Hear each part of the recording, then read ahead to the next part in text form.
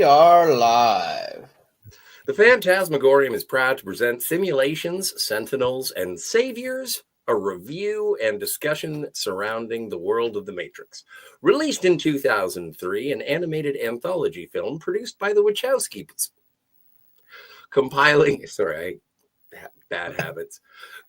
9 short films produced by the Wachowskis, detailing the backstory of what led to the war lost by man, and delving deeper into the control that the Matrix has over the remaining power source that is humanity. Of course, today we are talking about the Animatrix. I am Scotty R37, Kat peaked, and Steve is always breaking world records. How are you guys doing? Pretty good. All right. It's been a tick. I'm glad that everyone paid attention to the fact that we were only going to be having 2 weeks off at a moment's notice. I knew that you were away last week, Kat. How was your mission? Excellent. Good. Batman Returns with a full audience is so much fun. Oh, Everybody's dude. quoting it and laughing and going along with it. It's fantastic. Sweet. Yeah. That is amazing. There was a huge snowstorm here last night. And so it's been Canada digging out of the snow. And but I did make it to the theater to see Captain America 4. And there were approximately 11 other people in the theater. I had an empty auditorium. It was glorious. Nice. Hey, and look who else is welcoming to the party. I love the avatar. What is going on? Ernesto and Blue. Well, Blue is currently out of commission for the next 13 days. She had surgery, so she won't be joining us. I have to keep her off the couch or anything that's above ground level, so she'll be recovering until then. Well, best wishes and speedy recovery. Yeah, Steve, she's fine. Yes. you've had some big news in the last 2 weeks. I have. So we finally got the audio version of Colliders done and on the books and up in the store. And I released the follow-up to Colliders, paperback and ebook, which is Beyond the Breach, which is I'll start ramping up kind of my own little marketing campaign here for that over the next couple weeks. But yeah, so that's been fun, exciting. Well, yeah, Yeah. super rad. Yeah. I'm glad. Aside from Blue. Plus I keep releasing music, so there's a ton of music out there. I'm trying to build my catalog for something that I think is coming up, so that's exciting. Well, and to keep it sort of within the realm of the Matrix, is there any AI involved? In what? In your music? In my music? There is AI involved in my no AI involved in my music. All right, good. All right. We're safe. Yeah. It hasn't taken it over. It hasn't taken over my producing yet. But yeah, I guess welcome back to the Matrix. Welcome back to this. This is something that I found at the same time as I saw Matrix Revolutions. Or no, Reloaded. When it was the marketing juggernaut building up to that film, that's when I really got into it. Obviously, the final flight of the Osiris played before Dreamcatcher for some reason, because they were like, yeah. They were like, yeah, I think this is going to be perfect. A Warner Brothers picture, but in front of a Stephen King adaptation. Anyway. I love that movie, by the way. Dreamcatcher is one of my favorite movies. I've never seen it. That's why I didn't get to see the final flight of the Osiris until it was on. It's wacky on DVD. It's a good fun movie. Kat, when did you first catch up with this? I think I saw it when they put out that massive Matrix DVD set that I have back in 2004, I think. So would it have been the full trilogy and the Animatrix, and then you saw it? Yeah. Because Okay. like I said, it's when they put out the big box set with all of them in there. So this was sort of a retrospective when you saw it. It was like a special feature on the trilogy. No, it's its own thing. Like here's a slot that comes with it. Oh no, and yeah, absolutely. It looks great. I'm not Yeah. knocking at all, but I'm just saying you saw it when like everything else was released. You didn't see it in Like I in said, I initial. saw it. Like I said, I saw it when I got the big box set DVD. Great. So Which not includes all leading up, movies. to any of the releases. It's a box set that has all the movies on DVD. So of course it's not going to be available till after the films came out. Me too. So I was late. I didn't even know this existed actually until after all three movies were out. I had no idea. I just wasn't paying attention. I liked the movies and I went and saw the movies at the time. You know, I had no idea this was out there. And then I think it was probably a year or two after the third movie was released that I actually found it. And I you know, I liked it, but I didn't love it. I really we'll just kind of jump into it. I Sure. really like the animation styles in the in the vignettes or the whatever you want to call them. But I thought I found them lacking, and some I wanted more story, and then some were just like, okay, this is cool little like offshoot storytelling in the world of the Matrix. But there was a couple of them like the program, and there's a couple others that I really liked that I was like, man, I wish they would have flushed this out more and maybe gotten rid of some of the other ones, to make room for these kind of cool stories. But yeah, I didn't hate it. It didn't live up to the movies in my opinion, but I don't think they were supposed to. It's supposed to be companion pieces, right? Well, and Ernesto, when was your first experience with the Animatrix? I can't really pinpoint exactly. I do know Adult Swim at the time played a really big part as promoting it, and I might have obtained the DVD when Reloaded came out because I think they were doing a 2-for-1 special where they were both locked into the same sale. Yeah. I never saw. I mean, maybe I did, but I really can't remember seeing it on the big screen when Dreamcatcher came out. Because I do remember seeing Dreamcatcher with my dad back when it released, but I don't remember seeing that short. But I do recall seeing a good chunk of the specials on Adult Swim. And then when the DVD came out between Reloaded and Revolutions, then I saw all the shorts.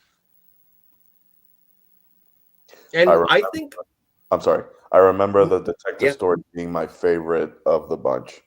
Well, and that's why I'm super jazzed by your avatar, sir. Come on, man. Yeah, That is. I always feel like it's one of those like they're all considered canon, but I feel like this one I want to say is like the precursor before we meet Neo. So I always like this one specifically. Oh, like he could have been of the ones? Yeah, he could have been the earlier I guess the preemptive strike before Neo came into the fold. Sure. And that's what I like. It's sort of the more threads in the tapestry, if I have to wax intellectual or poetic about it. But like that's what I feel about this. And because it was released before Reloaded, I did feel like it was a tease. It was like, oh, you have to watch the movies now. Like Kid's Story, and we'll go through these one by one. But Kid's Story doesn't make a lick of sense until you've seen Reloaded. And even if you've seen Reloaded, it doesn't justify Kid's Story. Yeah, and that's one of the ones I didn't care for. I mean, it was okay, right? Like, well, it was kind of like Take on Me. It a little bit. It's funny because I really liked Detective Story 2, but on most rankings it's ranked last for some reason. I also a lot of rankings put the Second Renaissance 1 and 2 as 1 and 2, and I don't. I think they're good, but right. Like Program, I think is really good. Matriculated is one of my favorites. Really? Yeah, I really like that one. And what was the other one? What's the The haunted house one? yeah? What's that one? Beyond? Beyond. Yeah. Yeah. So I like those are some of the three of my the top ones. Also like what was the other one? I think I have it here somewhere else. Flight of the Osiris is fine. It's cool, but it's like it looks like a cutscene from a video game, which is Honestly, I don't understand why Final Flight of the Osiris wasn't just the prologue for the cold open for Matrix Reloaded. right. That'd be a great opening in live action. Totally. Yeah. Like to trick people into thinking, oh, we're gonna meet new main characters. Oh, nope, they're gonna die. Oh, okay. That would have been cool. This was the Rogue One of its time, if you think about it. What, Final Flight?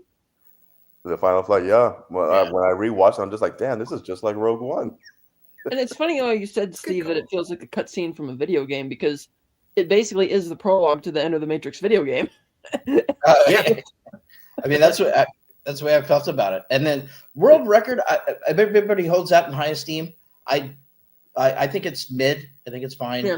I love world record. I really love the style, the art style. In that Is the that animation style is badass in that one. Is that kind of like Afro Samurai?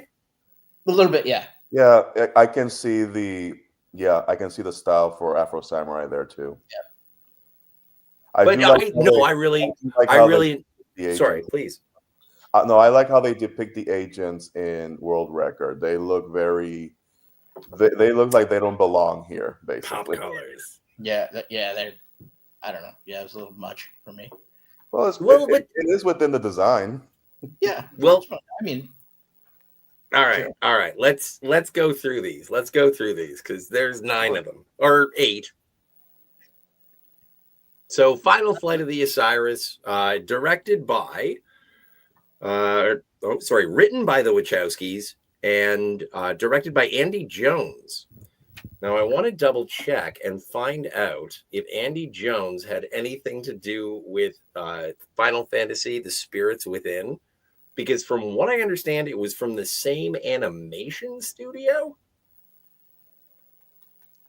Well, Andy Jones was visual effects artist known for being part of Avatar and the Jungle Book, and then he directed the segment that we're talking about. He worked on visual effects for iRobot, Spider-Man 2. No, I'm sorry, wrong. Ignore that part. Please keep going. He worked on The Lion King, the remake, the first Lion King remake. He worked on Jungle Book from 2016. He worked on World War Z, iRobot, and yes, you are correct, Final Fantasy: The Spirits Within. He also worked on the animation for Godzilla from Roman Emmerich, and James Cameron's Titanic as his first feature film work. My stars. I can't remember. Was the Final Fantasy thing, was that a movie or a game or what was it? It was a movie that nobody went to see. Because I remember hearing that name a lot back then. I just couldn't remember. Yeah, I saw it in theater. Not Final Fantasy. No, it was nothing to do with Final Fantasy. That's why I saw it. Yeah. No, but Kat. It's got James Woods, Ming Na. It's got Alec Baldwin, Donald Sutherland, Steve Buscemi, Perry Gilpin. Who was Roz on Frasier? Yeah. No, that's a crazy movie. And it's very, very, it's almost like if you like Star Trek, the motion picture, you'll like Final Fantasy, The Spirits Within. It's like a cross between highbrow science fiction, or at least they're trying to be. Maybe the Japanese influence, if you will. But anyway, I recommend it if you're into computer generation or computer animation. And that is, this is what they were doing here.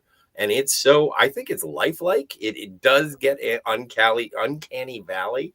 A lot of people said, I think that was the movie that coined it. And this sort of carried it on. It's like, oh, you're almost human. And so it's not really stylized enough. But I like the action sequences. I think it's fluid. And the transition into the Matrix is great. Seeing the desperation and then seeing a crew that succeeds and yet fails. Mm-hmm. Yeah. It's one of those early fully 3D animated movies. Not like Toy Story, because they want to keep the human element very motion capture-y in a way. it's very prototype with a lot of 3D capture movies that we get to see decades later. So it has its purpose in film history, but it's a coin flip on the good part and the bad part. They should have. They should have absolutely. I think Cat's right. They should have absolutely reshot this live action for the opening of the movie, cold open of the movie. I was going to say they didn't have the money, but when we get to the next movie, oh man, they had that movie would have been awesome with that. Just that open. And again, because the animation in that one looks probably the cheapest, like an actual video game cutscene. Maybe they did intend to put it on Enter the Matrix, and somebody said, "Hey, we should just kick this off of the Animatrix." Just maybe because it almost like previs, right? Yeah. How long is it? Oh, It's a short one. I think it's like a 10 minutes, more or less. Yeah, and so it's kind of interesting. Yeah, like if you're obviously they're releasing the Matrix 2, and so if you're gonna release Reloaded, then why not just put the animated short right before that film? Doesn't it make sense? Well, yeah. Even if or does that? You're right, Scott. Even if they didn't want to reshoot in live action, they could have just put this as an opener to the movie. Because this whole movie came out 3 weeks after Reloaded, so it's like they didn't give it much breathing or put it out right before, which I thought was kind of interesting. It's like, wouldn't you want it before? Yeah. And I think it's also a testament to how successful the first Matrix was for Warner Brothers to even entertain the idea of doing 9 animated shorts, anthologies, what have you, leading up to their live action franchise. Because I can imagine someone in the board meeting thinking, really, we're gonna put money into this? Yeah. They made a lot of money, right? Let's let them have it. Yeah. Well, and also Joel Silver was giving them all the keys to the car. Oh yeah, for the next 2 movies, that was a big ass blank check, and it shows. And so, I think it's interesting because even when you say it's a cutscene, it's basically the plot of what was the video game that was released with and it had more Niobe, like Jada Pinkett Smith starred in a video game. Yeah, Enter the Matrix. Enter the Matrix. Sorry, yeah. I get that and Path of Neo mixed up. So anyway, I played it. I had it on my Xbox. It was great. Yeah. So and I finished it. It was one of the few video games that I've ever finished. Mm-hmm.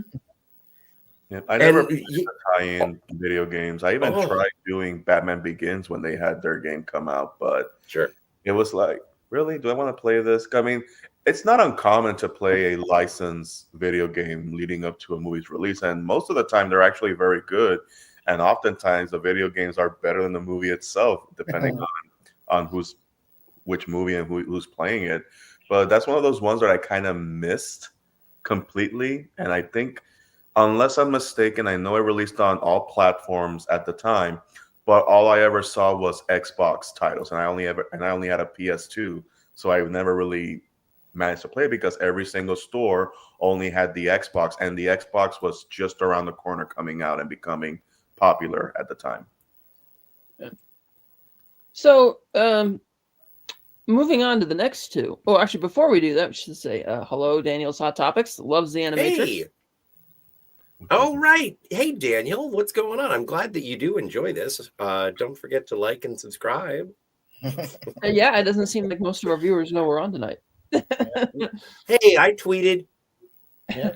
Yes. I saw. So moving on to the next one, the Renaissance one.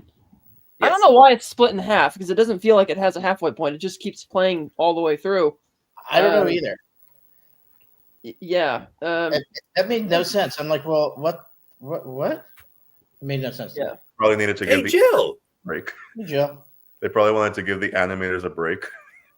Well, I do have an idea, and I think it comes from Ernesto, but Jill says, I love it too. I'm just so sorry I don't have time to watch today. It's fine.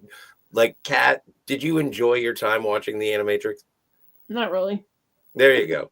I mean, I like the stories. I'm just not. I was just not really invested in it. Because I was already familiar with them. I'm like, okay, they're neat. And anime is not my pretty low on my. I'm just not a fan of the anime animation style very much. It's not my thing. Trust me, she's not. I've been fighting with her left and right. Like, I forget it. And so it's like kind of strange. It's okay if you're wrong, Kat. That's fine. This one I really like. You have a lot like drawing straight from the Book of Genesis, and I thought it was clever that when the robot goes to trial, his defense attorney is named Clarence Drummond, which I thought was clever because play on Clarence Darrow and of course Dred Scott versus Drummond case, so that was kind of neat. And how he quotes the dialogue from the Dred Scott decision, and the prosecutor tries to use that against him. I thought, okay, that's kind of clever. But it's mostly a straightforward story about, kind of like exactly what you expected led to the creation of all these machines. It's like, imagine WALL-E, where everybody became lazy, except instead of being lazy and happy about it, they just became arrogant and corrupt and conceited and just became but it's like sad, and I still like the storyline. I think it's pretty good as far as an origin story goes. It's better than greenlighting some whole trilogy of prequel movies or doing a bunch of prequels. Let's just do a simple animated thing that's like 20 minutes, and that'll tell the story. And great. The only thing that I always and I still have this question when I rewatched it a couple of weeks ago is when the robots are pretty much exiled and they go to their own island and they start, empowering themselves and forging new mechanics, robotics.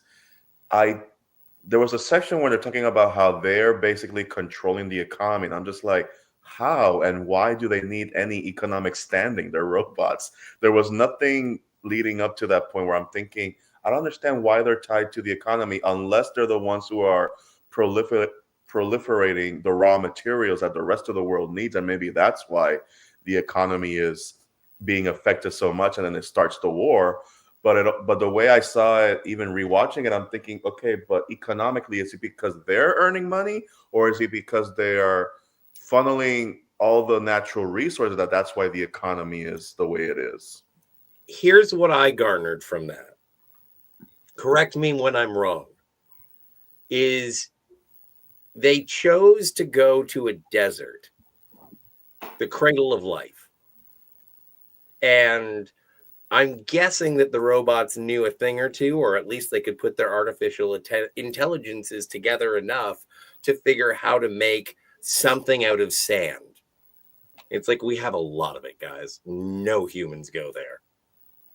Let's make something out of it. Like, do you get silicon out of that? What do you do if you make that super hot? They've also got oil there. So, well, yeah, and exactly. And if you want to defend a single oil patch, that's how you start a country. True. Like, it seems methodical to a point where it's like they just started and they started. How do they do it?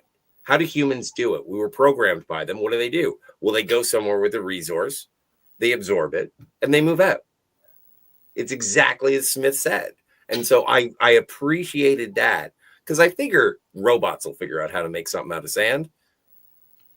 Well, not too uncommon from, I believe, and now I need to ask, correct me if I'm wrong, but I believe there was an article that came out last year that I think a Chinese battery company is able to use salt as a power source instead of needing cobalt. So it's not too far from the ideal. Well, we're just talking about super intelligent computers who need a place to go because they are not allowed anywhere else. And where there are no humans? Well, we're not waterproof, guys.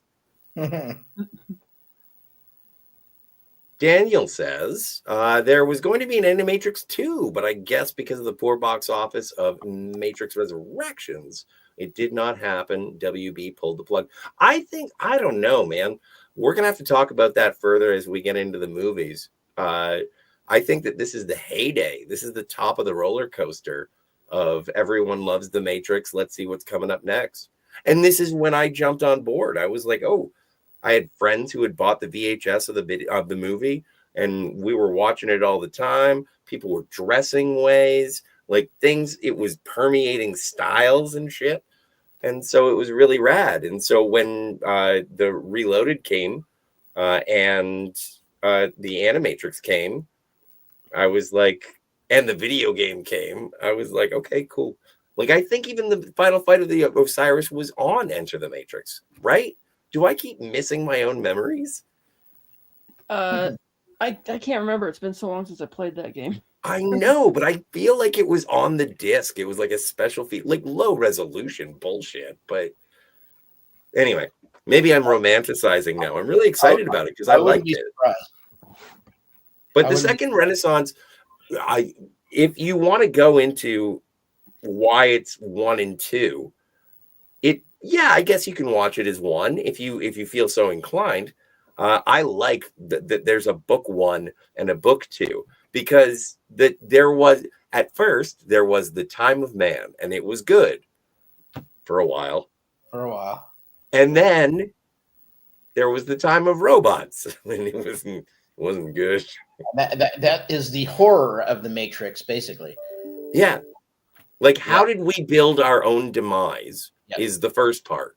And how did we get to the demise? So, like, the second one is gruesome. Yeah. I think that, but I still agree that it's part of the same story. Daniel says, yeah, I think the final flight of the Osiris was in the movie for a bit. I don't know. I didn't see it that way.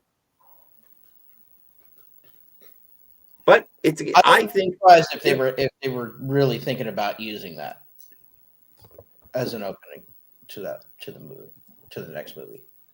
I also like the how it starts with the robots trying to be like, all right, let's be Siri.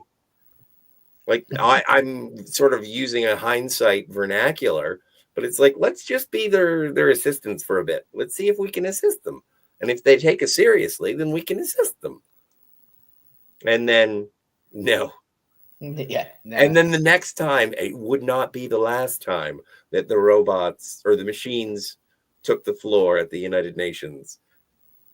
Hello, we just want your bodies. Give them to us now.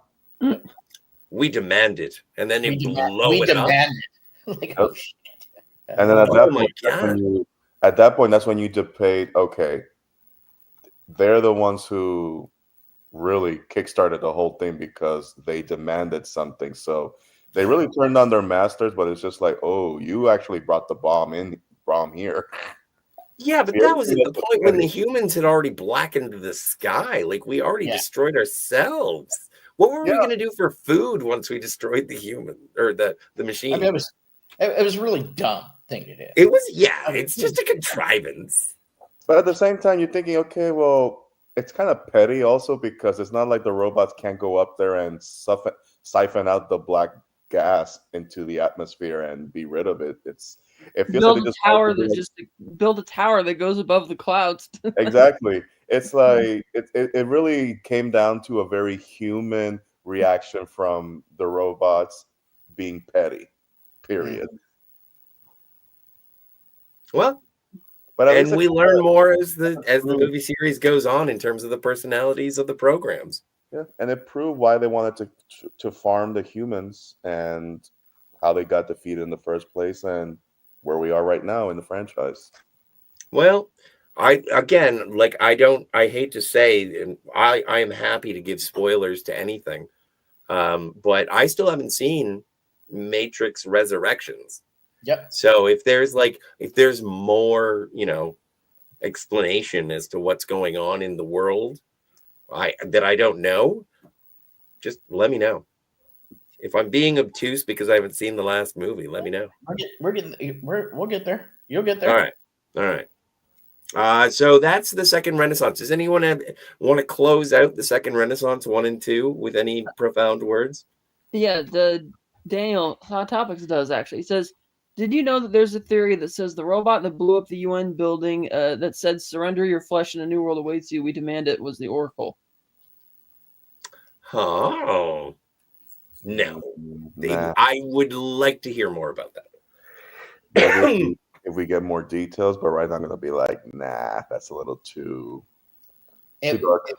It makes a certain amount of sense, right? That it would be the Oracle or that, Really? that intelligence would eventually become the Oracle that we know later on in the movies. Yeah. I guess an early inclination of the. I don't see it. I don't really see it. I don't get why. I would. I mean, I don't want to spoil anything for Scott either, but I would feel that when we get to is that it? when we get to the third act of Resurrections, I would feel that that robot from the UN plays a part into the third act encounter. But we'll leave it there. All right, then you know what? I'm not in full possession of the facts here, Daniel. It's a good hot topic. I'm telling you. That's a good topic. See what you did there? But yeah, no, I haven't seen what happens with the Oracle, because I'm sure the Oracle has something to do with the Matrix 4. Anyway, so yeah, I'm looking forward to it. Can't wait. What happened after? What happened after? What is it? Program next? Yes. Yeah. All right. And my favorite looking one of the bunch. Yeah, I love animation style on this one. Yeah, it's animated by Madhouse, and for anyone, like I mentioned earlier, I mentioned Adult Swim, and Adult Swim had a lot of imported anime that came out of Madhouse at the time, like Trigun, Yu Yu Hakusho, and then modern shows like One Punch Man and Overlord came out of Madhouse. They even did Death Note. They did High School of the Dead, which only ever got one season because the creator of that show got sick and he never got to finish it. And Madhouse did a couple of these, right? They did something else in here too, right? Yeah, they did World Record and Program. Yeah. Kat, I'm so glad they know what they're talking about. Oh, fuck you.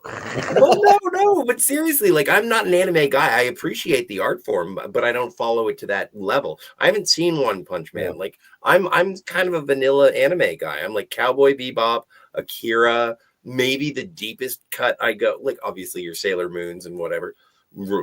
Astro But Boy. they've been around since 1972, all the way up till now. So they Old school animation house. if you look at a lot of their work, a lot of their stuff really has inspired a lot of other shows within the genre. So they're very key, not just here in their style, but their animation style and their reach is the reason why we have anime where it is today. Adult Swim, that's Cartoon Network, says Jill. Yes, it is. Indeed. Yes. Mm-hmm. I like that program. It's kind of bringing up the same thing as the Cypher character, where I don't like living in the real world. Yeah. It kind of sucks. Let's just go back to the Matrix so that way we could be in love and it'd be great. And it's interesting that since this is revealed at the end, spoilers, to just be a training simulation and he's not real, that she didn't know that. It's like, wouldn't you be aware when you're jacked in? Like, she knows that that's not a guy that she knows in the real world. So when she's surprised, when she jacks out of it and finds that he's not real, it's like, well, did the training simulation infect her brain to think that I have an there's answer. a long-standing relationship with this guy? I have an answer for that. What? I view this short like I view the episode of Young Justice that came out a few years ago where they're doing a training simulation and everybody knows going in that it's supposed to be a training simulation, but then something happens within it that the brain is unable to decide what's real and what's fake. And because of an emotional response to, say, the betrayal of some sorts, her brain stops disassociating it as a program. And then by the time she comes out, she's like, oh, dear fucking Christ, what was that? And that's why she's so pissed off, because her brain completely forgot that it was a simulation and she thought it was happening for real. Yeah, but here's the problem, and I'm with Kat on this, is...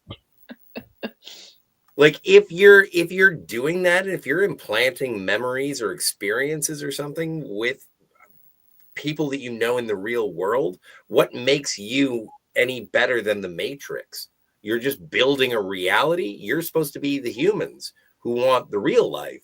And so now you're going to use this weird, like, it seems intrusive to me. I took it as it was her first time jacked in. And she had just awoken from the goo. I didn't take it that she had been around for for years and figuring it out, because it doesn't make any sense if this isn't the first time she ever jacked in, and she's like fresh out of the cocoon, for lack of a better term. Yeah, but like, what about then 3 the whole months? story doesn't make any sense. What about 3 months in? What Like, about she's just getting on her feet and she's taken the training programs. okay? Like, this is a training program. It's a loyalty program that is invasive. The problem is if you give it that much time, then Kat's argument is 100% correct, and the whole story doesn't make any sense. It completely falls apart. No, because it goes back to she would know forgetting that Dow was not a real person. Yeah, So there is no betrayal. There's nothing there. It's just. But it goes back to the brain trying to disassociate between the program and reality. At some point, you can run the same program over and over, but at some point, there's going to be that little part of you that if it's not able to care for itself well enough, it's going to be convinced that what's happening is real, and then it falls apart. And that's why I think it has to be her first time. If she's experienced the Matrix and the being out of the Matrix and back in, jacked back in multiple times, she would be. I would assume that it'd be harder and harder to trick the brain the more times you jack in, right? So it doesn't make a lot of sense. It would have to be very close to when she awoken from the goo. But it's kind of like I do like the idea that it, like, what matters if it's real or not, if it's an experience, like the Inception. That's what that whole movie is about. Sure. The same idea.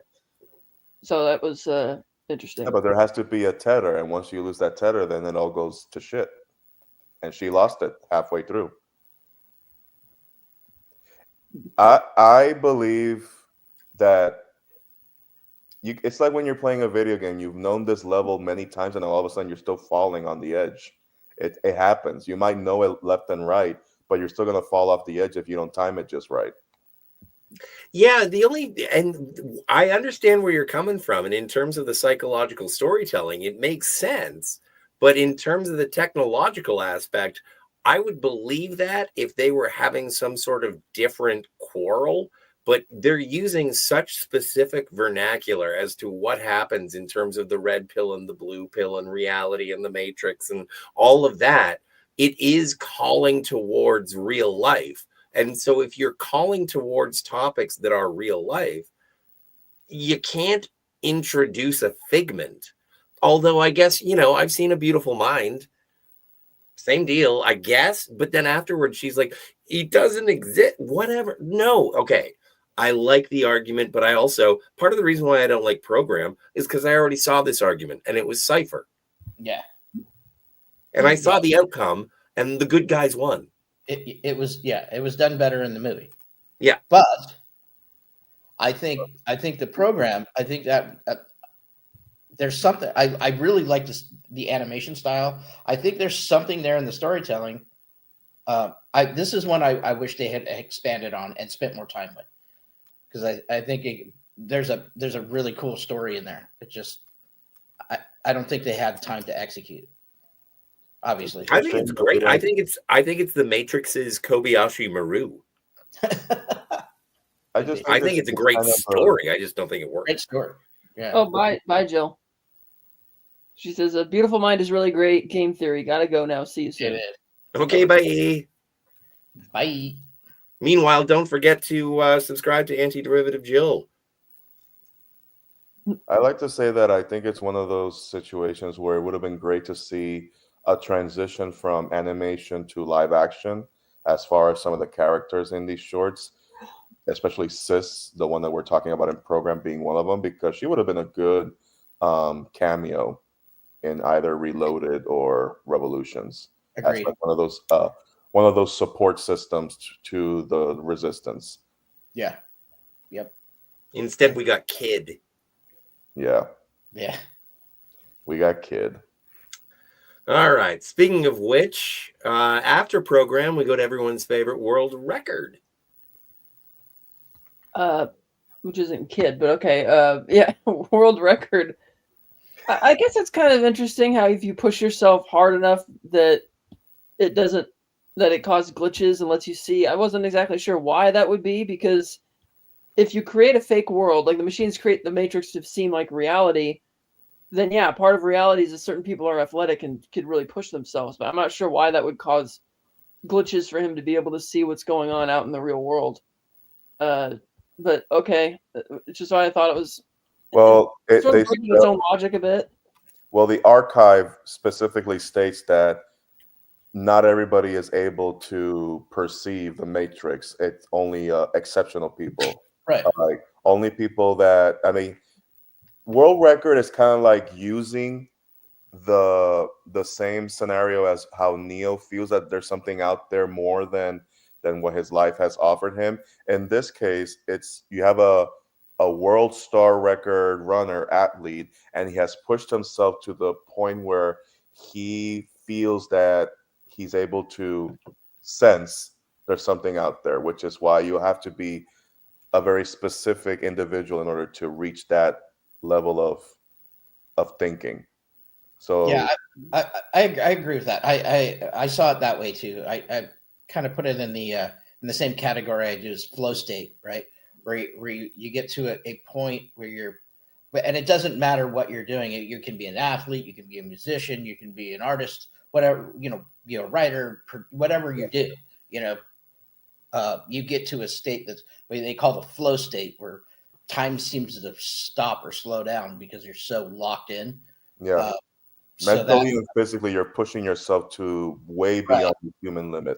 Right. So I saw it like that too. I think that that's an interesting way. So, I guess Neo, being that kind of the computery nerdy guy he was supposed to be in the Matrix, that was his flow state, and in world record, I can't remember the dude's name, but obviously that running. What's his name? World record. First name world. Last name record.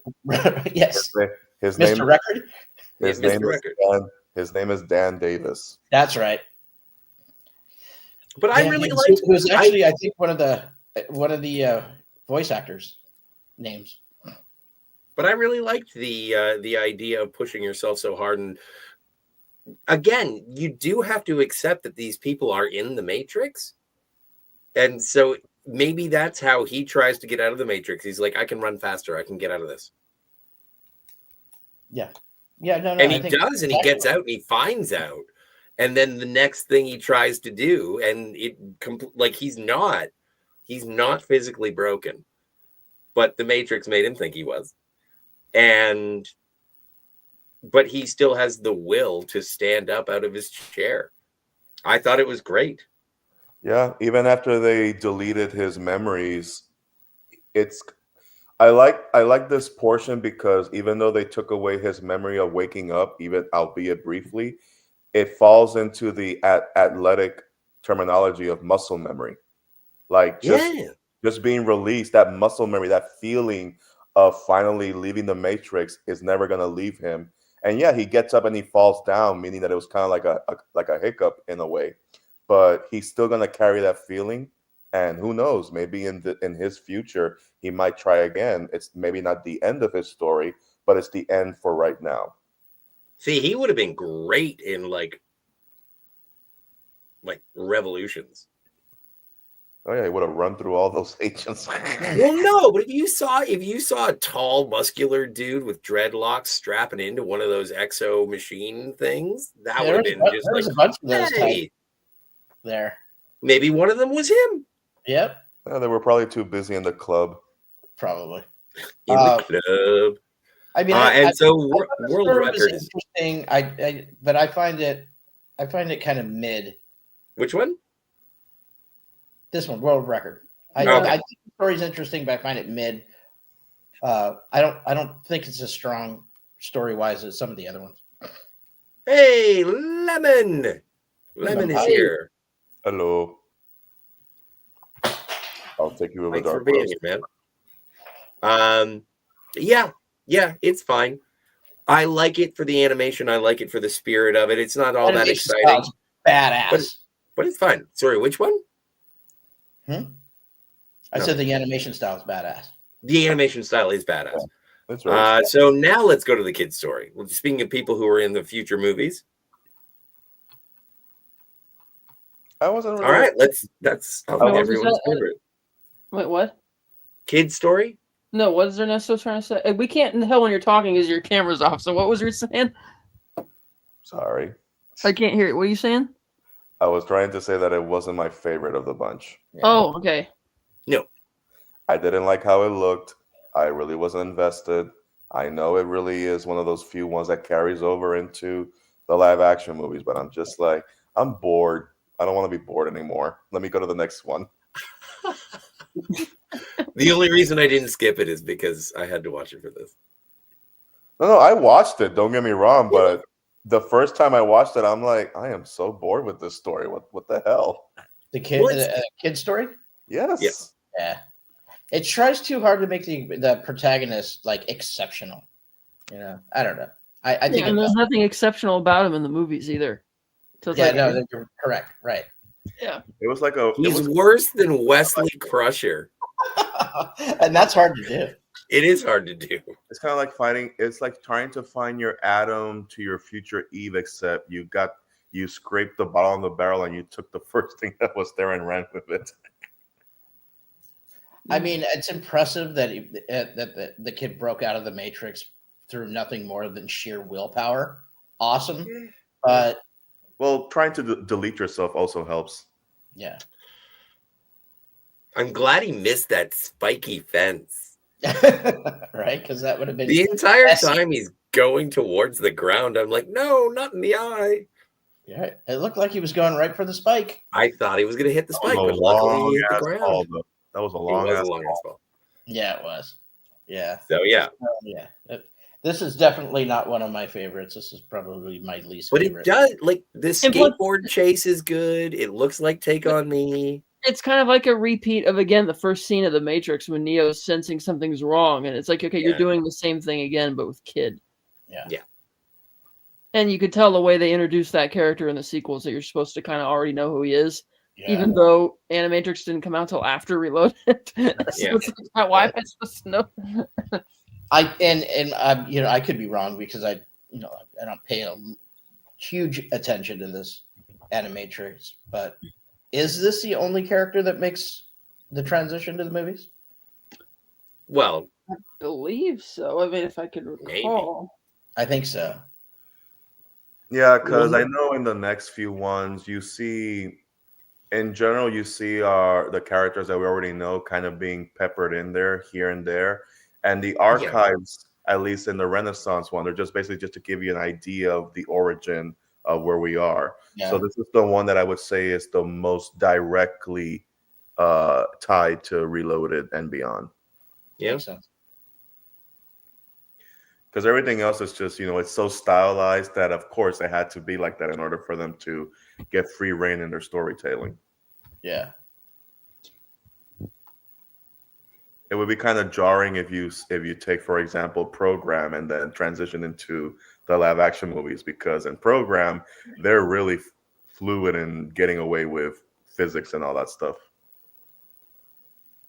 Which, by the way, Phil Lamar plays the adversary in Program, and he later voices Samurai Jack around the same time. Oh, nice. That's the thing. I appreciate that you brought up Samurai Jack, because I kind of whenever I think of the Animatrix, I kind of also think of the Adult Swim, I think it's Adult Swim. Yeah. The Star Wars Clone Wars. Because of what's his name? Yeah. Tartakovsky. Yeah. Gendy Tartakovsky. Yeah. The voice actor. He's in like 3 of these. Well, No, the director of the Clone. no, the original animated shorts. It wasn't Adult Swim. I think it was just Cartoon Network. It was Cartoon Network. Yeah, Cartoon Network. You're talking about Gendy Tartakovsky? That's the guy. Yeah, I think his last work was Primal. That's currently on HBO Max. It's basically a caveman and a dinosaur teaming up. It's actually bloody fun. You have to watch it. It's very good. I'd love to check it out. Like, But that's the same. That's the same kind of thing that I sort of associate with the Animatrix as being like an in-between movies animation showcase. Yeah.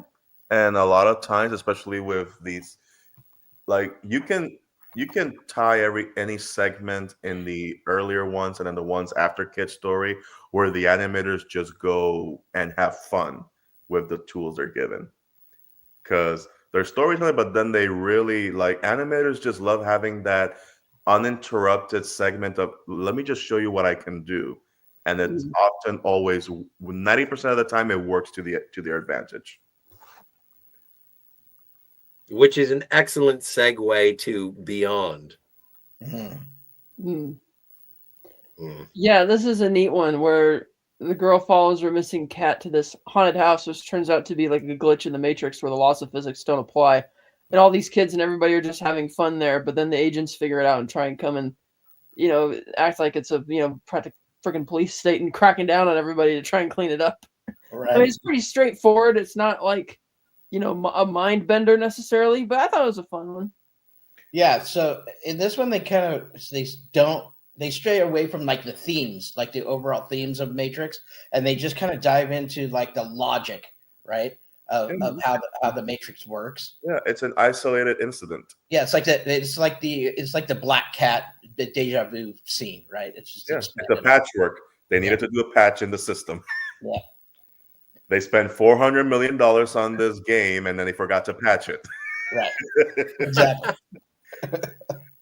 Well, yeah, and I do. I like it. Who was this? This was directed by Koji Morimoto, and I butchered that pronunciation. But yeah, like that was, I think, beautifully animated. It looked hand drawn. If it wasn't, then great digital work. And I liked the otherworldly nature of it, seen through the eyes of children.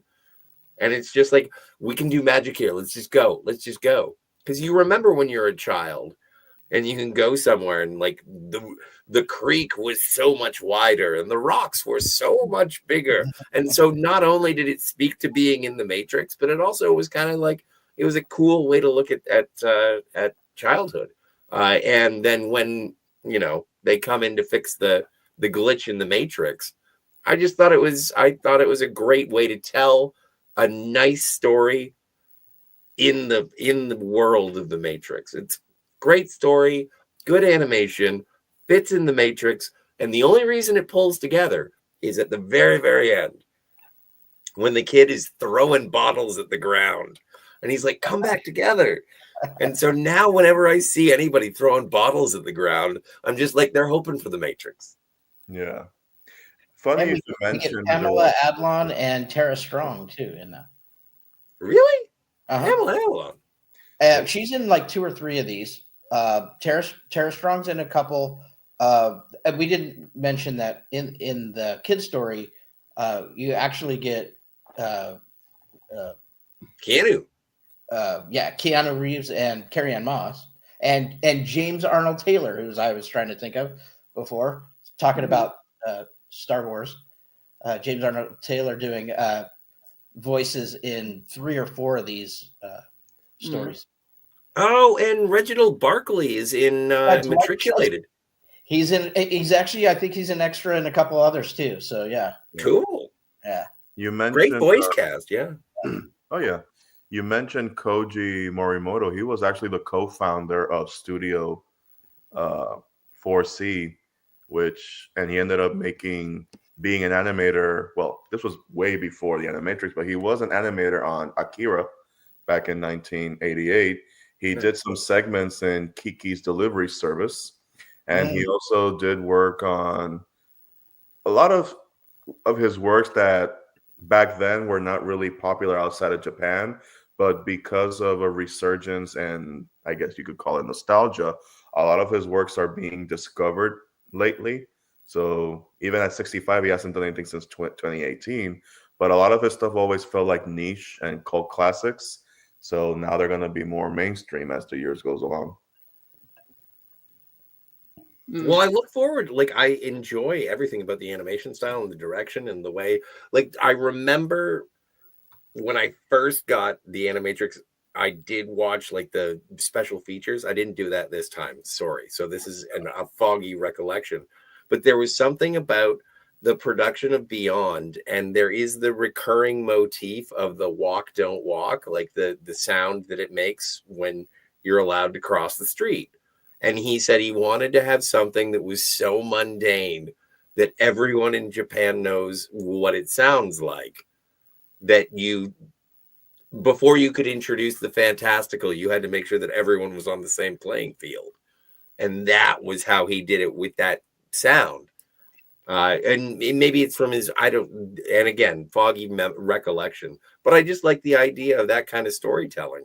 And cool. It's basic. Yeah, very cool. Yeah. It is great. Cool sound too. I remember listening to it and I'm like, is this actually happen? Is this actually like from Japan? Is this how their street, they're crossing? Japan is very big. It might be regional. Well, I believe this is like a version of Japan because there's a mega city style. So the Matrix. It's but kind of if they actually play that tone to cross the street, walk, don't walk, or don't walk. I was listening to that tone and I was like, oh man, I could sample that, put it in a track. I think if it be, check it out. See if it's public domain. But again, like none of these places are real because they are, again, I'd like to remind everyone who is watching this, everything we're seeing is in the Matrix. The only thing we don't see in the Matrix. Also, this short is a reminder of how close every single building, house, enclosure is in Japan. Like that's how claustrophobic most of the living areas in Japan are, that it would take a cat to be able to comfortably maneuver like it's nothing. Because everything is like on top of each other. And your next door neighbor is probably like 3 feet away from you. Who shovels the snow? Sorry, it's been a day in Ontario, and I'm thinking about having less space to shovel and being like, oh, that'd be so nice. Yeah, tariffs will do that to you. What? Tariffs cause the snow? Yes. Moving on. Yes, please. No. Time. Yeah, it's detective story. Yeah, detective story. I'm gonna go take a water closet pause. You guys go because I don't want to interrupt because I know Ernesto enjoys this.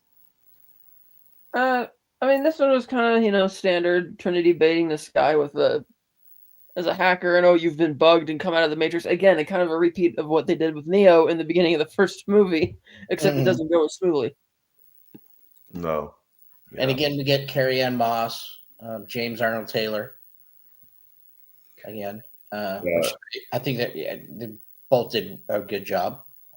I like this one. This one was cool. I like the animation style. I like the black and white with the hints of pops of color. Yeah, the green looks very good here with the gray, bluish gray, I would say, and white. I like the design of this world. It's got a dystopian steampunk look to it, especially with the phones and the computer and everything, yet still looks like a neo-noir. Yeah, you get that noir feel, for sure. You have your femme fatale and Trinity as the one that pretty much set him off on this path, but only because she felt that, because it's, trying to find the next person to, who's the one or who's the next candidate to leave the Matrix. And he was, the guy, but then the agents came a-knocking. And I like how they both play off each other, because he knows there's something out there. But he takes it at face value. It's kind of like what was that quote that Sherlock Holmes did? That you have to eliminate all other options until the one that's left is the one that's true, no matter how ridiculous the result may be. And this is that scenario where the idea of there being a Matrix to him or to anybody else might be foolish and stupid and silly, but because he's been trying to crack the case, something beyond what the case is, he's accepting it as it goes along. He's not stopping to have a crisis of of self. He's just all right. Shit, we're in this now. Right. Yeah. And Yeah. unfortunately, it ends up being he stuck in a rock and a hard place. He goes as far as he can, and Trinity wanted to like take him out of there, but he's like, no, you go. I'll stay and hold him off. She took him out, all right. Yeah, she did. But I like the final shot, like a case to end all cases. Yeah, that was. I love the way that ended. That was a really cool way to end that. I mean, other than You think he took one of them out before they took him out? I don't know. I would say yes. At least one of them, because he had one straight dead. I would say he got a shot off before he got peppered. Yeah, with a rain of bullets. Yeah. You know what I've never, and I know it's silly to bring this up, but I realized it watching this segment. Why do the agents have to reload? I've never understood why they have to reload.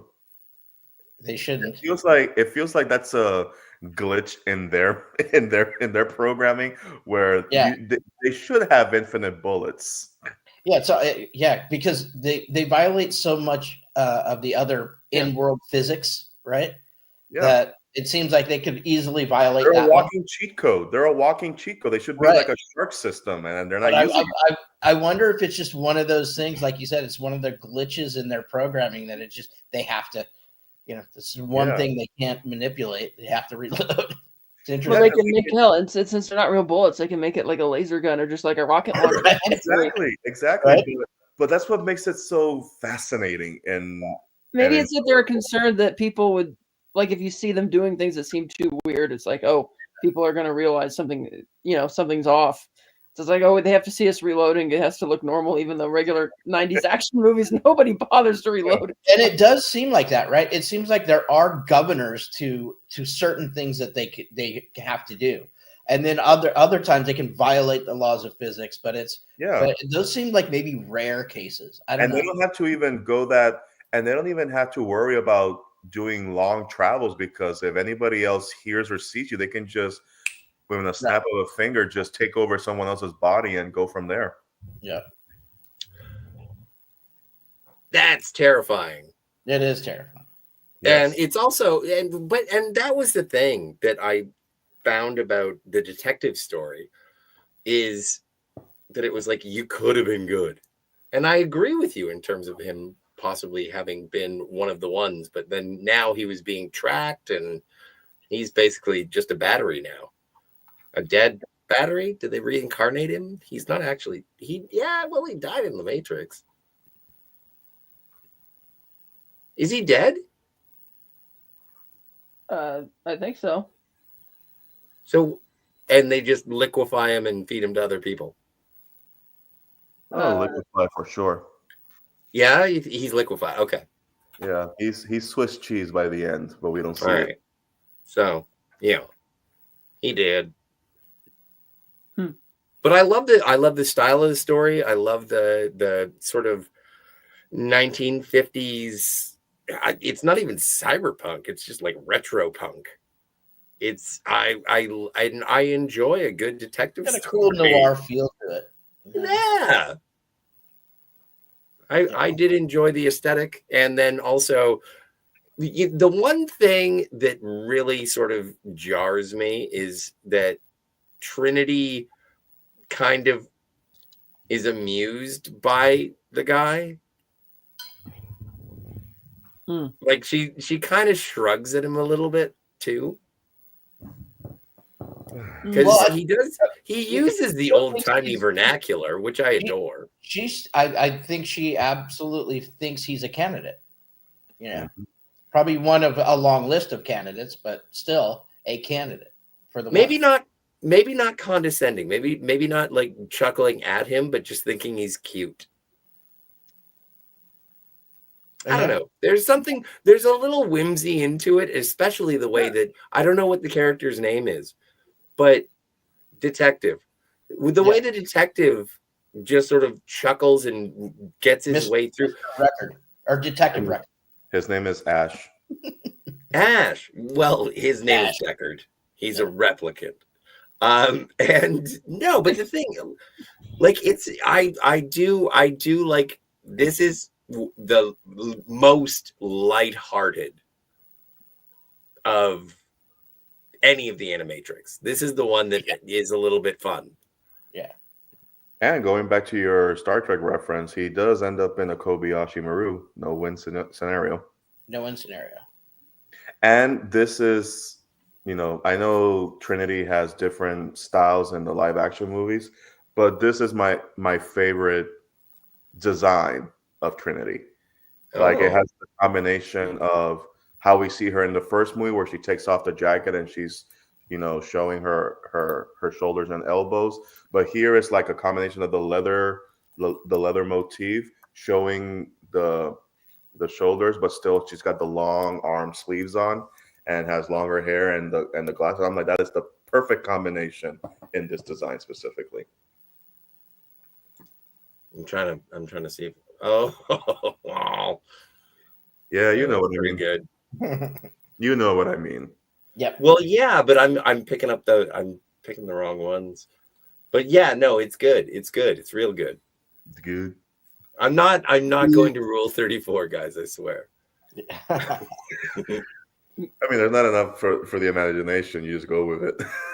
Well, but I can't find, like, I can find a good picture of the detective, but I can't get like but you're right. And also, like, are these free on YouTube? Can you just find these? What, the shorts? Yeah. I don't know. Neither do I, but I would recommend it. Check it out. If any of these conversations have intrigued you, check out the art that we're discussing. If you haven't seen it before, spoilers, whatever, who cares? And definitely worth it for just the visual artistic. Yeah, it's like 22 years old. And all apologizing for nothing. You can actually find the segments spread out through YouTube. You just have to just put the Animatrix and just keep scrolling until you find each name. Yeah, makes sense. For sure. All right, should we go on to the next one? Hells yes. What do we got? What's up next? Matriculated. Matriculated. This is the last one, isn't it? This one might be my favorite one. All right, you're gonna have to explain this to me. Pretty simple story. I'm a simple man.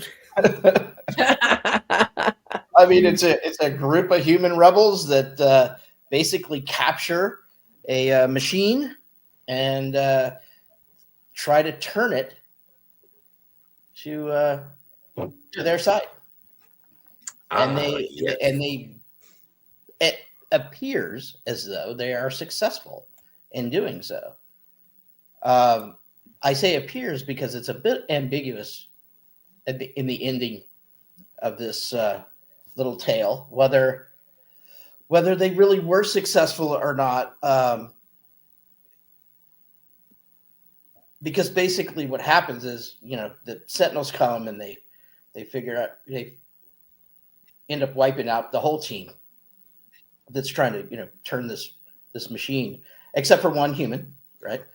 The machine decides to try to save the humans, saves the only one he can by putting her back into the Matrix. But it's kind of ambiguous if how does she react to that? Is that a benign act or is that a malicious act? It's kind of in the eye of the beholder, right? Very bizarre, very beautiful visually. Oh yeah, this episode or this whatever you want to call it vignette. But it's a pretty solid entry into this tapestry of stories.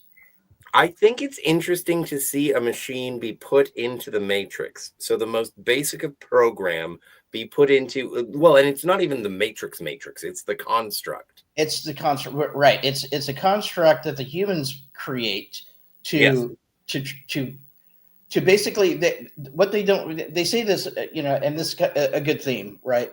We don't want to enslave them, right?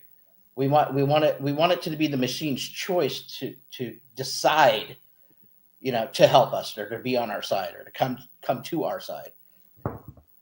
Because we, obviously the enslavement, or it doesn't work.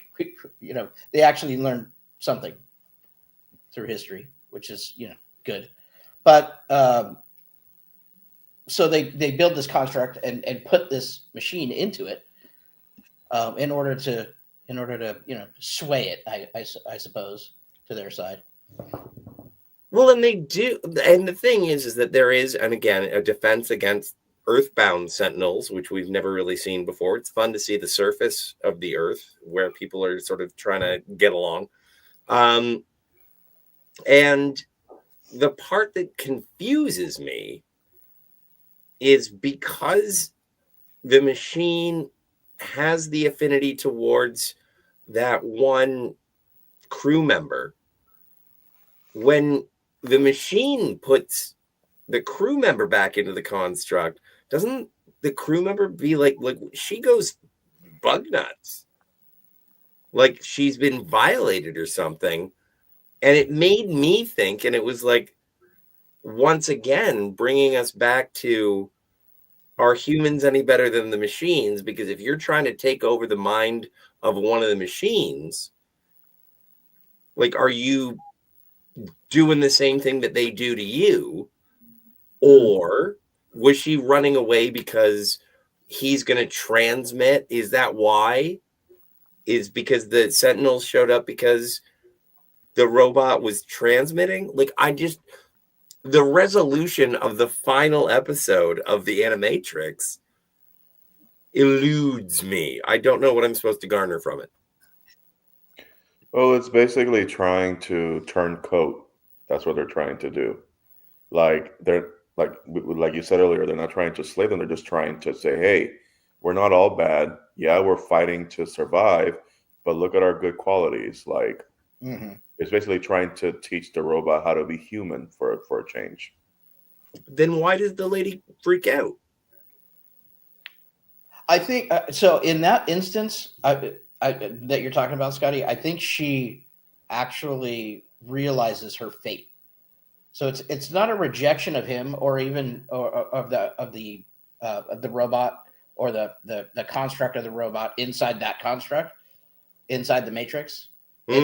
It's she obviously understands her fate and knows that shit, that's it. I'm stuck. This is it. And she freaks out. Okay. That was my take anyways. But what I really loved was the very final scene in this, in the Matriculated, where it starts.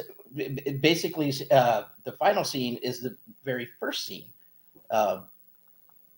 only that switched out. Instead of the human sitting on the rocks overlooking the water, it's now the robot, or the machine.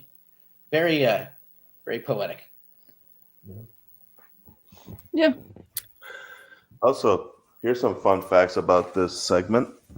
I do want to give a shout out to Daniel's Hot Topics, who also has another hot topic. He says that she freaks out because she realizes the robot is alive and she is trapped. Yeah, she. That's what I took away, that she understood her situations, and she had a very human reaction to the situation.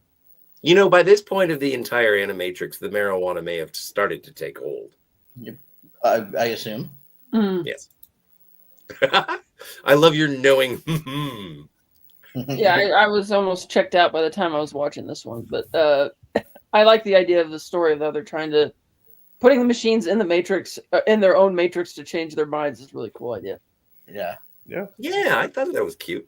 That's the dream within the dream scenario. Within the dream, and it's just little things like changing the color of the machines' lights from red to yellow, or I mean red to green. Things like that. I know what would have been cooler. What? Red to blue. Right. Well, right. Great voice cast in this one. You get Melinda Clark. You get Dwight Schultz. You get James Arnold Taylor and Olivia Diabo. Olivia Diabo. And a couple other people. Yeah. Hey, there's Cool. another Cool. Star Trek reference. She was Amanda Rogers, or not Yes, she Amanda was. Rogers. Amanda Rogers? Q2. Q who? Living Daylights. Q-Tip? Q-tip. Yes. No, that's Miriam Diabo. Oh, that's right. Olivia. Are they related, or is that just coincidence? Don't know. I don't know either. Those Diablos. Great news. Around. But yeah, I enjoy the matriculated simply for the artistic aspiration. But again, I think that this is all sort of, Steve, I used to make fun of you. And it's like, this is setting the table. It is. It's setting the table. But it's interesting because it's the Matrix, and it speaks to what we understand or don't from the first film, while also piquing interest to the second. It may have been released after. But I do think that this is a complimentary sort of anthology series. I give credit to all the directors and the writers. Daniel says Barkley was in this episode? Question mark. Yep. Hells Sure yeah. Nanoka, I think his name is. Murdoch. Yeah. No, he was the scientist. He was the head scientist. Yep. Yeah, Anyways, great. yeah. Very, very unique premise. I don't know if it's very unique, but unique premise, very bizarre, but beautiful visuals. In this, this is one of those earlier works that the studio behind it's an American animation studio called DNA Productions, worked with Warner Bros. To make this short. They ended up making Jimmy Neutron, the movie and the series. Boy, genius. Yep, the one and only. Did you know that he was called Jimmy Quasar before they changed the last name? I like Neutron better. Exactly. So they worked on that. That's what they were pretty much their breakout hit. And they worked on some other stuff here and there. But the last thing that they did, which pretty much shuttered the studio for good, was back in 2006. They did The Ant Bully. It was an animated movie that they did with Warner Brothers and Legendary Pictures. And due to the poor critical and financial returns, it shut them down. And that was the last of that studio. Did you ever see The Ant Bully? Nope. Me neither. I saw the trailer and I'm just like, that does not look good. It was almost like not Orient Express, the Christmas Express. What was the Tom Hanks one? The Polar Express. Polar Express. That's the one. Or it was like Beowulf. It was so weird. It was absolutely fishing in the uncanny valley. It was one of those movies that was coming out when any other studio was trying to compete with Pixar and DreamWorks. Like you had Barnyard, you had this movie, The Ant Over the Hedge. You had Was Over that the DreamWorks? Hedge. I think that's DreamWorks. But Yeah. you had movies from other studios where you can tell that they didn't have the budget DreamWorks or Disney had at the time, and they were just, we need an animated movie. I don't care what it is, just make it and let's make some money. And a lot of animation studios flounder because they were just being told to make something without really putting care and attention into it. So Well, what, I do. yeah. Oh, sorry, Kat. I was gonna say, well, you go first because I'm gonna. I was just going to say the only other thing I know I brought up, and that's probably an unfair comparison, is the Jenny Tenderovsky's Star Wars Clone Wars. But also they tried to do this, and it is Warner Brothers as well when it comes to Batman. They tried to do Gotham Knight that was in an animated anthology film as well. Yeah, no. Batman Ninja. Was it Batman? No, but it came out after Batman. Yes, Gotham Knight is that anthology series that is between Batman Begins and The Dark Knight. It has the same motif as the Animatrix. It's kind of like bridging the gap of what Christian Bale's Batman was doing in between when he came on the scene. It did the same thing. Yeah, but it was voiced by Kevin Conroy, famous for voicing Batman from the animated series, and it was done by different animation studios, and it kind of shows like how people view Batman. It kind of shows how he trained when he was going around the world, and it shows different villains that you never really get to see in the live action movies, but you do get to see in the animated movies because they can get away with it, like Killer Croc and Deadshot. Anyway, it was I found it interesting because they were both Warner Brothers, and yeah, like I don't know, have we covered that one? I don't think so. That'd be cool for a what do we call the Batman show?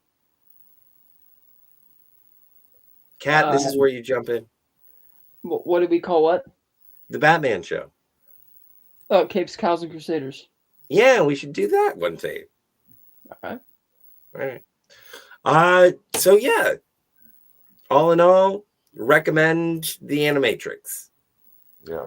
So what ratings do we get? Well, I'm gonna give it like I gave the Matrix 10. I'm giving the Animatrix like 5.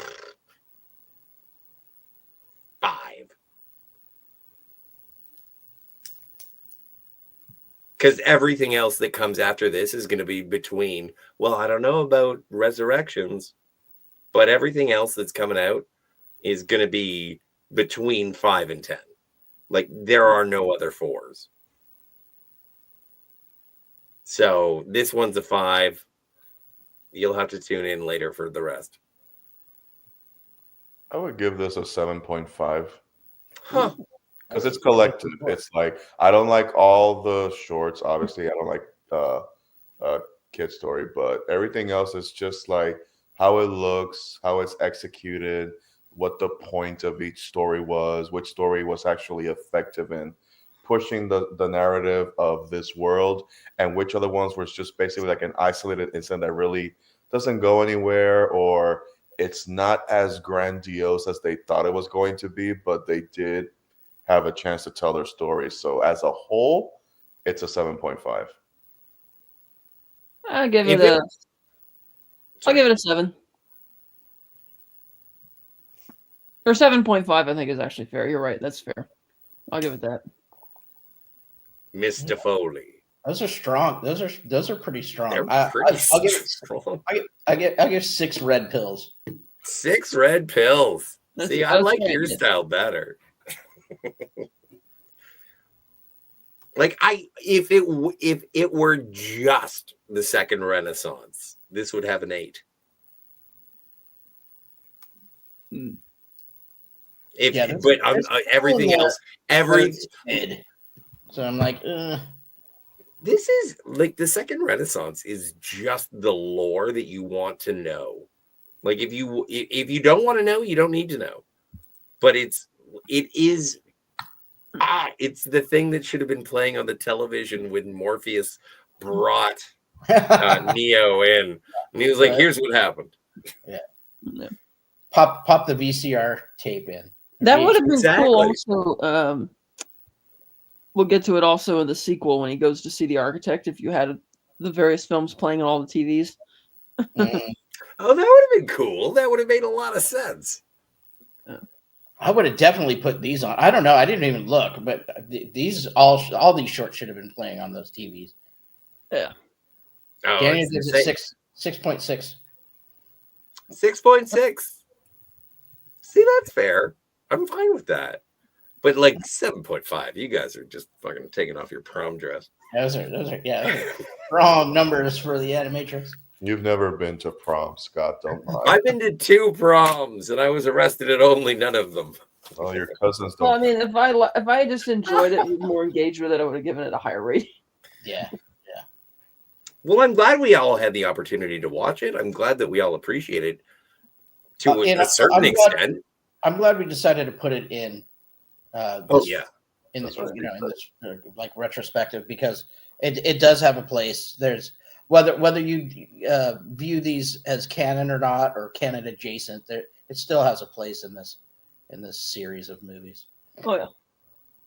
Well, and as Kat and I were arguing about earlier, it's like, so this was just special features on your box set. It's like, no, they're not. They're real movies. I am a real boy. It's fun. It's good to see. And if you're a fan of The Matrix, I would recommend checking them out. Yeah, for sure. So we done here? It's over? I think so. All right. Well, we're going to jack back in, phrasing, next week for, hey, Jill says, what does Jill say? These are absolutely canon. It's a history book. I'll go back and watch it sometime. Yeah, I agree. I agree. They're absolutely, there's some that I think are questionable canon, but it's still all canon. Jill likes Star Trek the animated series, so if she digs that, she is definitely going to dig The Matrix. I think I'm on record, Scotty. You and I have talked about this. I think they should take those Star Trek the animated series and put them in live action. But dude, I think that they should use the same animation as the final flight of the Osiris and recreate the likenesses of the original cast. Use the audio. Sorry. I was gonna say, before this turns into a Star Trek conversation, we should Too late on the Animatrix. I'm about to take a blue pill here. Sheesh. Are we done, Kat? We've been done. No, let's get out of here. Let's jack out. Let's unplug. Jack, you.